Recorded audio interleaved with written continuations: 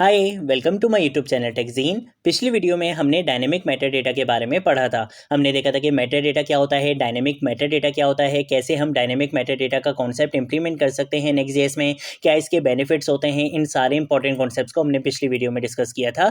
अगर आप लोगों ने अभी तक पिछली वीडियो नहीं देखी तो काइंडली पिछली वीडियो को जरूर देख लेना। इस वीडियो में हम बात करेंगे स्क्रिप्ट कंपोनेंट के बारे में। हम देखेंगे कि नेक्स्ट.जेएस में स्क्रिप्ट कंपोनेंट क्या होता है, कैसे हम उसको यूज कर सकते हैं, क्या उसके बेनिफिट्स होते हैं। स्क्रिप्ट कंपोनेंट और HTML के स्क्रिप्ट टैग दोनों में क्या डिफरेंस होता है, ये एक बहुत इंपॉर्टेंट इंटरव्यू क्वेश्चन भी है। और ये सारी चीजें मैं आपको इस वीडियो में बिल्कुल प्रैक्टिकल एग्जांपल के साथ कवर करवाऊंगा, ठीक है। तो बिल्कुल भी टेंशन नहीं लेनी है। सबसे पहले तो एक काम ये कर लेते हैं कि मैं इस फाइल को यहाँ पे कर दूंगा क्लोज। हम क्या करेंगे, एक न्यू राउट बनाएंगे। जिस नाम से मुझे राउट बनाना होता है उसी नाम से मुझे इस ऐप फोल्डर के अंदर एक फोल्डर बनाना होता है, ठीक है। तो मैं फॉर एग्जाम्पल राउट बनाना चाहता हूँ स्क्रिप्ट डैश कॉम्पोनेंट के नाम से, तो जब इस नाम से मैंने यहाँ पे क्या कर लिया, एक फोल्डर बना लिया। इस फोल्डर के अंदर आपने फाइल बनानी होती है page.js के नाम से, मैंने वो भी बना ली। यहाँ पर अगर मैं लिख दूंगा RAFCE react arrow functional base component बनाऊंगा। इस कंपोनेंट का नाम आप कुछ भी रख सकते हो। मैं यहाँ पे इस कंपोनेंट का नाम रख दूंगा स्क्रिप्ट कंपोनेंट, क्योंकि यही मेरी वीडियो का टॉपिक भी है, ठीक है। उसके बाद मैं इस डिव टैग की जगह यहाँ पे यूज करूंगा रिएक्ट फ्रेगमेंट का कॉन्सेप्ट, और यहाँ पे आगे एक h2 का टैग लगाऊंगा। यहाँ पे आगे सिंपल मैं एक हेडिंग लिख दूंगा स्क्रिप्ट कंपोनेंट इन नेक्स्ट.जेएस 14, ठीक है। इस तरीके से मैंने यहाँ पर एक हेडिंग लिख दी है, और यहाँ से मैं इस इंपोर्ट स्टेटमेंट को हटा दूंगा। कंट्रोल ऐसे क्या कर लूंगा, सेव कर लूंगा। यहाँ पर अगर क्या करूंगा, npm run dev की कमांड से अपने नेक्स्ट.जेएस के प्रोजेक्ट को रन करूंगा, तो मेरे पास यहाँ पे एक लिंक आ जाएगा। इस लिंक पे मैं क्या करूंगा, कंट्रोल क्लिक प्रेस करूंगा, तो मेरी नेक्स्ट.जेएस की एप्लीकेशन यहाँ पे रन हो जाएगी, ठीक है। अगर आप लोगों ने अभी तक इस नेक्स्ट.जेएस की प्लेलिस्ट को एक्सेस नहीं करा है तो भाई जल्दी से इस प्लेलिस्ट को एक्सेस कर लो, ज्यादा से ज्यादा शेयर करो, क्योंकि यहाँ पर आपको नेक्स्ट.जेएस स्टार्टिंग से लेकर एंड तक सिखाई जाएगी। ये नेक्स्ट.जेएस का एक कंप्लीट कोर्स है, यहाँ पर आपको नेक्स्ट.जेएस से रिलेटेड सब कुछ मिलने वाला है, ठीक है। तो इस प्लेलिस्ट को जरूर एक्सेस करो, ज्यादा से ज्यादा शेयर करो। अब हम आ जाते हैं यहाँ पे, मेरी नेक्स्ट.जेएस की एप्लीकेशन रन हो चुकी है। अब हम बात करते हैं नेक्स्ट.जेएस के स्क्रिप्ट कंपोनेंट के बारे में। देखो होता क्या है कि अक्सर आपको अपने प्रोजेक्ट में कोई एक्सटर्नल लाइब्रेरी यूज करनी पड़ती है, ठीक है। कोई भी फीचर आपने इंप्लीमेंट करना है अपने कंपोनेंट में, कोई भी फीचर को आप यूज करना चाहते हो, तो उसके लिए आपको क्या करना पड़ता है, कोई एक्सटर्नल लाइब्रेरी यूज करनी पड़ती है। अब होता क्या है कि मोस्टली उस लाइब्रेरी का कोई npm पैकेज बना हुआ नहीं होता है, तो उस लाइब्रेरी को आप कैसे यूज करते हो, या तो CDN के थ्रू लिंक करवाते हो अपने कंपोनेंट में, या फिर आप क्या करते हो, उस फीचर का, उस लाइब्रेरी का कोड डाउनलोड करते हो लोकली अपने प्रोजेक्ट में, और फिर उसको लिंक करवा के इजीली यूज कर सकते हो। तो उस लाइब्रेरी के कोड को अगर आपने लिंक करवाना होता है अपने प्रोजेक्ट में, तो फिर आप क्या यूज करते हो, स्क्रिप्ट कंपोनेंट का यूज करते हो। अब आप बोलोगे यार यही सेम काम तो हमारा बेचारा HTML का स्क्रिप्ट टैग भी कर सकता है, तो भाई हम वही क्यों यूज नहीं करते, हम ये स्क्रिप्ट कंपोनेंट क्यों यूज करते हैं, ये नेक्स्ट.जेएस ने बिला वजह हमें स्क्रिप्ट कंपोनेंट क्यों बनाकर दे दिया। देखो दोनों में एक बहुत बड़ा डिफरेंस है, और ये बहुत इंपॉर्टेंट डिफरेंस है, आपको ये बहुत अच्छे से पता होना चाहिए।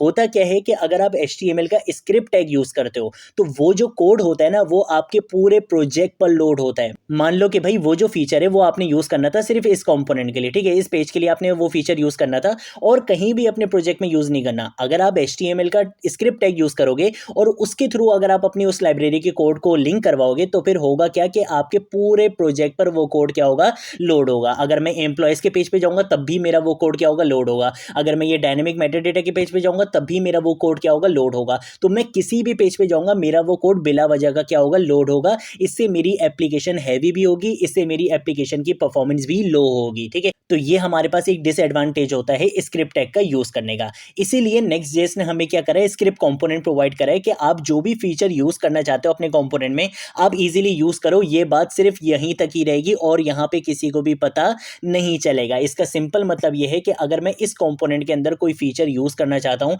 कोई लाइब्रेरी का कोड मैं यहाँ पे लिंक करवाना चाहता हूँ, तो वो चीज सिर्फ यहीं पर ही लोड होगी। अगर मैं किसी और पेज पर जाऊंगा तो वो कोड बिला वजह लोड नहीं होगा, बाकी बाहर किसी को पता भी नहीं चलेगा कि अंदर यहाँ पे क्या चल रहा है, ठीक है। इस तरीके से समझ लो। तो ये हमारे पास एडवांटेज होता है, ये हमारे पास बेनिफिट होता है हमारे स्क्रिप्ट कंपोनेंट का।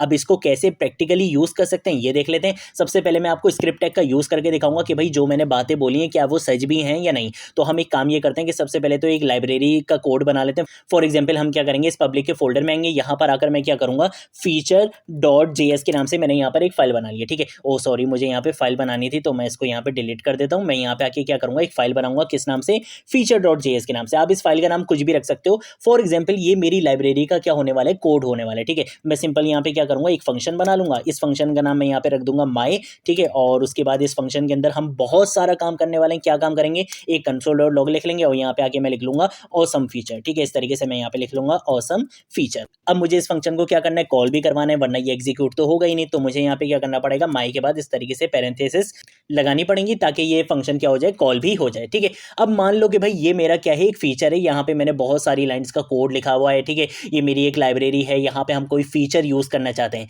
कहाँ पे यूज करना चाहते हैं, मैं यूज करना चाहता हूँ अपने इस कंपोनेंट के अंदर। ठीक है, अब एक तरीका क्या है कि आप क्या यूज कर लो, स्क्रिप्ट टैग का यूज कर लो। ठीक है, तो स्क्रिप्ट टैग का यूज करने के लिए हम एक काम ये करते हैं कि हम आ जाएंगे layout.js की फाइल में, और यहाँ पर आकर मैं क्या करूंगा, एक हेड टैग लगाऊंगा सबसे पहले तो। ठीक है, ये ऊपर वाले कोड को इग्नोर करना, ये पिछली वीडियोस का कोड है तो उसको इग्नोर कर देना। यहाँ पर अगर हम क्या करेंगे, एक अपना स्क्रिप्ट टैग का यूज करेंगे, तो मैं यहाँ पर आकर अपने इस स्क्रिप्ट टैग को इस तरह से यूज करूंगा, और यहाँ पर अगर मैं बोलूंगा src, और यहाँ पे हमने देना है अपनी फाइल का पाथ। ठीक है, मेरी फाइल का पाथ क्या होने वाला है, स्लैश, आपने कभी भी यहाँ पे पब्लिक नहीं लिखना होता, आप डायरेक्ट अपनी फाइल का नाम यहाँ पे दे सकते हो। ठीक है, मैं यहाँ पे लिख दूंगा feature.js। ठीक है, ये मेरी फाइल का पाथ है। अब ये मुझे यहाँ पे एरर दे रहा है, ये बोल रहा है कि भाई synchronous script should not be use. ठीक है, आपने यहाँ पे क्या करना पड़ेगा, इसको एसिंक का कीवर्ड लिखना पड़ेगा, अदरवाइज आप इसको यूज नहीं कर सकते। ठीक है, तो ये मैंने स्क्रिप्ट टैग यहाँ पे यूज कर लिया है। अब होगा क्या, इस लाइब्रेरी का जो कोड है वो मेरे पूरे प्रोजेक्ट पर लोड होगा, मैं किसी भी पेज पर जाऊंगा वो कोड मेरा लोड होगा, जबकि इस चीज को मैं कहां पे यूज करना चाहता था, सिर्फ इस कंपोनेंट के लिए यूज करना चाहता था,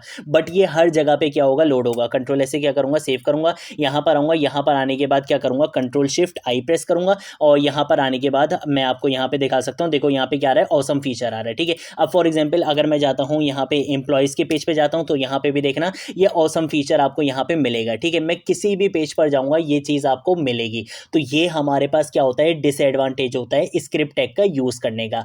अब मैं क्या करूंगा, मैं आपको रिकमेंडेड तरीका दिखाऊंगा जिस तरीके से आपको हमेशा यूज करना चाहिए। ठीक है, मुझे क्या करना है, मुझे इस लाइब्रेरी के कोड को, ठीक है, मान लो कि भाई ये लाइब्रेरी का कोड है, मुझे इस लाइब्रेरी के कोड को सिर्फ और सिर्फ कहां पे यूज करना है, इस कंपोनेंट के अंदर यूज करना है। ठीक है, तो उसके लिए मुझे क्या करना पड़ेगा, मैं यहां पर आऊंगा, यहां पर आने के बाद मैं यूज करने वाला हूं स्क्रिप्ट कंपोनेंट का। ठीक है, तो मैं यहां पर आकर लिखूंगा स्क्रिप्ट कंपोनेंट। ठीक है, ये रन स्क्रिप्ट कंपोनेंट, यहां पे आप देख सकते हो ये नेक्स्ट स्क्रिप्ट से क्या हो चुका है, इंपोर्ट हो चुका है। ठीक है, इसको मैं यहाँ पे इस तरीके से क्लोज करूंगा। यहाँ पर अगर हम लिखेंगे src, यहाँ पे हमने पाथ देना होता है, तो मैं पाथ यहाँ पे दे दूंगा feature.js। ठीक है, यहाँ पे मैंने पाथ दे दिया। अब फॉर एग्जांपल अगर आप यहाँ पे कोई इवेंट लिस्टनर यूज करना चाहते हो, मान लो कि भाई मैं ये चाहता हूँ कि भाई जब ये लाइब्रेरी का कोड क्या हो जाए, लोड हो जाए, तो फिर मैं कुछ दिखाना चाहता हूँ। ठीक है, कोई चीज करना चाहता हूँ, तो यहाँ पे आप क्या कर सकते हो, ऑन लोड का इवेंट लिस्टनर यहाँ पे यूज कर सकते हो, यहाँ पे एक एरो फंक्शन बना सकते हो, और यहाँ पे आगे सिंपल आप बोल सकते हो जब ये कोड क्या हो जाए, एग्जीक्यूट हो जाए, तो आप यहाँ पे क्या करो, मुझे एक मैसेज शो करवा दो कंसोल में। ठीक है, और वो मैसेज क्या होगा, वो मैसेज ये होगा कि भाई फीचर एग्जीक्यूटेड। ठीक है, इस तरीके से हम यहाँ पे